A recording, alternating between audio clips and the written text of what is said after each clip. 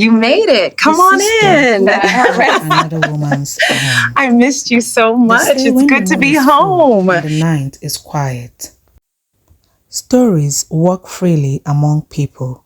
So listen well, for this is not just a story, it's a lesson. Long ago, in a peaceful town where marriage was treated like a sacred ground, there lived a woman named Ada. Ada was known for her kindness. She greeted elders with respect and treated her husband, Kunle, with honor. Before the cock crowed, Ada was already awake. When others rested, she was still working.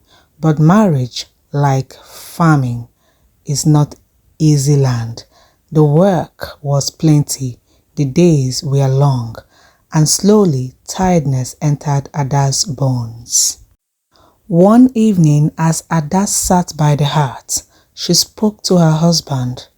"My husband," she said softly, "the work in this house is much. Let me bring my younger sister to help me for a while." Kunle thought about it and agreed. "Family is family," he said. "Let her come." And so Ada returned to her father's house and brought back her younger sister, Amaka. Amaka was young. Her laughter was quick. Her steps were light. When she entered Ada's home, Ada welcomed her Come with on open in. arms. "You are safe here," Ada I said. missed you so "Remember, much. It's this good is to my be husband's home. house." Amaka nodded. "But the elders say, the head that nods today may shake tomorrow." At first, all was well. Amaka swept the floors. She cooked the meals. The house breathed again. Ada rested and thanked the gods. But slowly, quietly, something shifted.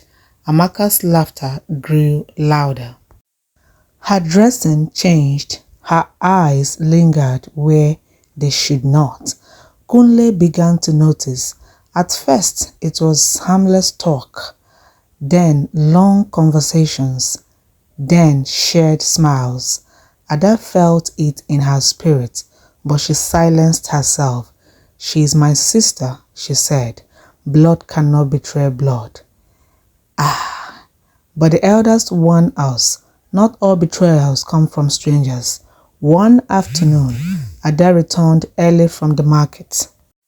The house was quiet, too quiet. She heard laughter. Not the laughter of sisters, but the laughter of secrets. Ada stood still, and then she saw it. Her sister, her husband, too close, too familiar.